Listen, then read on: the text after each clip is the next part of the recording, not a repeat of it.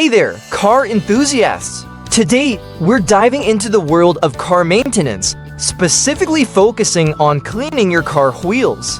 First things first, let's gather our supplies. You'll need a wheel brush, a bucket, a hose, and a wheel cleaner. It's essential to use a wheel cleaner specifically designed for this purpose, as it's formulated to break down brake, dust, and grime. Now, let's get started. Begin by spraying the wheel cleaner onto the wheel, and then use your wheel brush to scrub away the dirt. Be sure to rinse the brush frequently to avoid spreading the grime back onto the wheel. Once you've cleaned the wheel, rinse it thoroughly with water. And there you have it. Your car wheels are now sparkling clean.